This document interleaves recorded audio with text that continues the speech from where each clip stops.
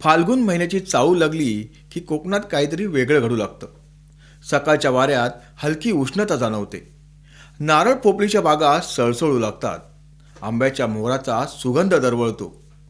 समोरच्या लाटा जणू काही ताल धरतात आणि गावागावातून एकच आवाज येऊ लागतो, शिमगा येतोय. नमस्कार, मी सुदर्शन सुर्वे आपले सर्वांचे स्वागत करतो. कोकणात होळीला शिमगा म्हणतात, पण हा फक्त रंगाचा सण नाही. हा कोकणाच्या मातीचा, ग्रामदेवताच्या भक्तीचा, शेतीच्या चक्राचा, लोककलेच्या परंपरेचा आणि सर्वात महत्त्वाचं म्हणजे गावकुसातील एकोप्याचा उत्सव आहे. गणेशोत्सवानंतर ज्या सणाची सर्वाधिक आतुरतेने वाट पाहिली जाते तो म्हणजे शिमगा. मुंबईत धावपळीत हरवलेला असो, पुण्यात नोकरीत गुंतलेला असो, गोव्यात व्यवसायात रमलेला असो किंवा परदेशात हजारो मैल दूर स्थायिक झालेला असो, कोकणी माणूस जगाच्या कुठल्याही टोकावर असला तर शिमग्याच्या दिवसात त्याचं मन आधी गावी पोचलेलं असतं. एसटीच्या गाड्या फुल होतात, रेल्वेचे डबे गजबजतात, कारण शिमगा म्हणजे फक्त सण नाहीये, तो आईच्या उंबरट्यावर परतण्याचा क्षण आहे. गावच्या देवळात डोकं टेकवण्याची ओढ आहे आणि आपलं घर अजूनही तिथेच आहे याची खात्री देणारा भावनिक प्रवास आहे. शिमग्याला कोकणात परतणारा प्रत्येक चाकरमानी फक्त गावात येत नाही, तो आपल्या मुळाकडे, आपल्या मातीकडे, आपल्या देवाकडे आणि आपल्या लोकांकडे परततो. या काही दिवसात गावाचं रूप बदलून जातं. एरवी शांत बसणारं गाव अचानक गजबजू लागतं. बंद असलेली घरं उघडतात, कुलूप बंद ओट्यांवर पुन्हा रांगोळ्या उमलतात. अंगणात लहान मुलांचा किलबिलाट ऐकू येतो. परदेशात, शहरात धावपळीत हरवलेली माणसं या दिवसांसाठी वेळ काढतात, कारण त्यांना माहीत असतं शिमगा हा फक्त सण नाहीये, तो मनात जपलेली ओढ आहे. होळीच्या त्या पहिल्या ठिंगीसोबत फक्त लाकूड पेटत नाही, तर पेटते ती आठवणीची ज्योत, नात्याची ऊब आणि आपल्या मातीशी असलेली नाळ. कोकणातील नव्या उमेदीचा, नव्या भेटीगाठींचा आणि पुन्हा एकदा आपण सारे एक आहोत याची जाणीव करून देणारा हा आरंभ असतो. शिमग्याची तयारी अनेक दिवस आधी सुरू होते. गावातील तरुण मंडळी जंगलात जाऊन होळीसाठी लाकूड आणतात.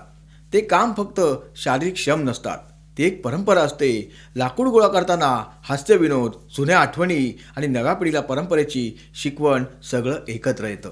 गावाच्या चौकात किंवा देवळासमोर होळी उभारली जाते. त्या ठिकाणी गावाचा एकोपा उभा असतो. स्त्रिया घरांची स्वच्छता करतात, अंगात रंगीबेरंगी रांगोळ्या सजवल्या जातात. आंब्याच्या पानांची तोरणं, फुलांचा सडा, ओटीवर तांदळाची अक्षता, सगळीकडे मंगलमय वातावरण. स्वयंपाकघरातून पुरणपोळी, घारगे, करंजा, गुळाचे पदार्थ, वडे, गोड शेंगा, उकडीचे मोदक यांचा सुगंध दरवळतो. कोकणात सण म्हणजे फक्त पूजा नाही, तो पोटभर जेवण आणि मनभर समाधान असतो. सायंकाळी ढोल ताशाच्या गजरात गावकरी एकत्र जमतात. होलिका दहन हे वाईटावर चांगल्याचा विजयाचं प्रतीक आहे. प्रल्हाद आणि होलिकेची कथा सांगितली जाते. पण कोकणात हा अग्नी केवळ पौराणिक कथा नाहीये, तो मनातील कटुता, राग, मतभेद जाळून टाकण्याचा संकल्प असतो. नवविवाहित जोडपी होळीभोवती फेऱ्या मारतात, नारळ अग्नीत अर्पण करतात आणि काही ठिकाणी नव्या पिकाची दाणी टाकली जातात. होळीची राख पवित्र म्हणून उंबरट्यावर लावली जाते. वाईट शक्ती दूर राहाव्यात, घरात मंगलमय वातावरण राहावं, ही त्यामागील श्रद्धा आहे. काही गावात होळीसमोर बोंब मारण्याची प्रथा आहे. भारताच्या इतर भागात रंगाचा मोठा उत्सव साजरा होतो, पण कोकणात रंग साधेपणाने खेळले जातात. नैसर्गिक रंग, फुलांचा अबीर वापरला जातो. काही गावात धुलिवंदनानंतर 5व्या दिवशी रंगपंचमी साजरी केली जाते. भारूड, नमन, फुगड्या, झिम्मा, पारंपरिक नृत्य रंगत वाढवतात. शिमग्यात सर्वात महत्त्वाचं वैशिष्ट्य म्हणजे ग्रामदेवतेची पालखी. कोकणातील प्रत्येक गावाची एक ग्रामदेवता असते. रोगराई, आपत्ती, संकटांपासून रक्षण करणारी ती शक्ती मानली जाते. रुपये लावून ग्रामदेवतेची मूर्ती मंदिरातून पालखीत बसून गावात फिरवली जाते. शिमग्याच्या काळात देवतेची मूर्ती पालखीत बसून गावभर मिरवणूक काढली जाते. ढोल ताशाच्या गजरात, ग्रामदेवतेच्या नावात, घोषात पालखी गावोगावी फिरते. कोकणी माणसाला देव स्वतः पालखीत बसून भेटायला येतो. कोकणी माणूस आपल्या देवाचे पाहुणचार करतो. प्रत्येक घरात पालखी नेली जाते. अंगणात पालखी नाचवली जाते. कोकणात पालखी नृत्य पाहून डोळे भरून येतात. महिलांनी ओटी भरायची, आरती करायची, गोड नैवेद्य दाखवायचा. गूळ, पेढे, खोबऱ्याची वडी प्रसाद म्हणून दिली जाते. देवघरात आल्याचा आनंद शब्दात मावणारा नसतो. प्रत्येक गावाची पालखी नाचवण्याची पद्धत ही वेगळी असते, पण भाव एकच, अखंड श्रद्धा. ढोलाचा पहिला ठोका पडतो आणि क्षणात वातावरण बदलतं. अंगावर रोमांच उभे राहतात. अनुभवी ग्रामस्थ डोक्यावर पालखी घेतात आणि मग सुरू होतो तो अविस्मरणीय थरार. ही फक्त नृत्याची हालचाल नसते, ती भक्तीची उर्मी असते. डोळे मिटलेले, कपाळावर घामाच्या धारा, ओठांवर जयदेवच्या घोष आणि पावलात एक विलक्षण ताकद. जणू काही त्या क्षणी देव आणि भक्त यांच्यातील अंतरच नाहीसं होतं. पालखी नाचवताना गावकरी स्वतःला विसरतात. उरते ती फक्त श्रद्धा आणि समर्पण. काही गावात ही पालखी आठवडाभर नाही तर महिनोमहिने गावोगावी फिरत राहते. प्रत्येक वाडा, प्रत्येक घर, प्रत्येक उंबरटा तिच्या पवित्र स्पर्शाची वाट पाहत असतो. देव आज आपल्या दारी येणार या भावनेने घराघरात दिवे लावले जातात, रांगोळ्या काढल्या जातात. गावाच्या वेशीवर जेव्हा इतर गावांच्या पालख्या भेटायला येतात तेव्हा तो क्षण शब्दात मावणारा नसतो. ढोल ताशांचा नाद दुमदुमतो, दोन्ही पालख्याच्या एकमेकींसमोर नाचतात, ओटींचे खण, नारळ, फुले बदलली जातात. हा केवळ विधी नसतो, तो दोन गावांच्या हृदयाचा संगम असतो. त्या क्षणी कोण मोठं कोण लहान असं काही नसतं. सगळे एकाच भावनेत बांधलेले असतात, आपल्या देवावरच्या प्रेमात, आपल्या परंपरेच्या अभिमानात. पालखी नाचवणे म्हणजे फक्त उत्सव नाही, तो कोकणाच्या आत्म्याचा धडधडता ठोका आहे. शिमगा म्हणजे लोककलेचा जिवंत उत्सव. नमन, दशावतार, भारूड, फुगड्या, कीर्तन, शंकासूर. शंकासूर हा विशेष आकर्षण असतो. रंगीबेरंगी वेशभूषा, मोठे मुखवटे, विनोदी संवाद, पौराणिक कथांसोबत सामाजिक संदेश दिला जातो. गावातील समस्या हलक्या फुलक्या शैलीत मांडल्या जातात. लोक हसतात, विचार करतात आणि शिकतात सुद्धा. रात्रीचं आकाश काळं नितळ झालेलं असतं. देवळाच्या किंवा वाड्याच्या पटांगणात दिव्यांची रोषणाई, गावकरी चटया, गोधड्या टाकून बसलेले, मुलं पुढच्या रांगेत, पुढील दारी मागे शांतपणे टेकून. ढोलाचा ठेका सुरू होतो आणि रंगमंचावर प्रवेश करतो शंकासूर.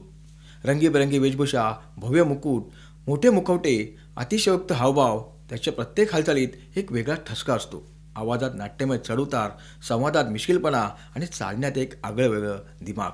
शंकासूर हा केवळ पौराणिक व्यक्तिरेखा नाही, तो लोकांच्या मनात दडलेल्या प्रश्नांचा, शंकांचा आणि विसंगतीचा प्रतिनिधी असतो. म्हणून त्याचं नावही शंका अधिक असूर असं अर्थपूर्ण वाटतं.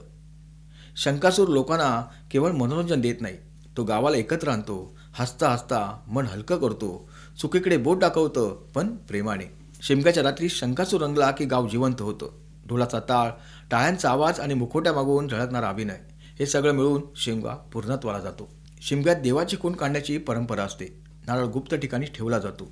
पालखी खांद्यावर घेऊन ग्रामस्थ ती खूण शोधतात. खूण सापडली की जल्लोष उसळतो. फाल्गुनात शेतीची कामं आटोपलेली असतात. शेतकरी निवांत असतो. पुढील पावसाळ्यासाठी शेत तयार केलेलं असतं. त्यामुळे शिमगा हा विश्रांतीचा आणि कृतज्ञतेचा काळ आहे. मच्छीमार समुद्र देवतेला वंदन करतो. शेतकरी निसर्गाचे आभार मानतो. एका बाजूला निळाशार समुद्र, दुसऱ्या बाजूला हिरवीगार शेती, या साक्षीने सण साजरा होतो. शिमगा गावाला एकत्र आणतो. जुनी भांडणं विसरली जातात, मनं जुळतात, रिकामी घरं पुन्हा गजबजतात. सोशल मीडियामुळे शिमगोत्सव देशभर पोचलाय. पर्यटनाची संधी निर्माण झाली आहे. मोठे साऊंड सिस्टीम, लाईट्स आले असले तरी परंपरेचा गाभा अजूनही जिवंत आहे. पालखी, राख, नमन, ओटी भरणं, ग्रामदेवताची श्रद्धा. शिमगा संपतो, होळीची राग थंडावते, ढोलाची ठोके शांत होतात, पण त्या दिवसांची ऊब मनात राहते. संध्याकाळी समुद्रकिनारी उभं राहिलं की दूरवर गावातल्या ढोलाचा आवाज ऐकू येतोय असं वाटतं. नारळाच्या सावळ्या लांब पसरतात आणि मन हळूच म्हणतं, शिमग्याला कोकणात गेल्याशिवाय कोकण समजत नाही.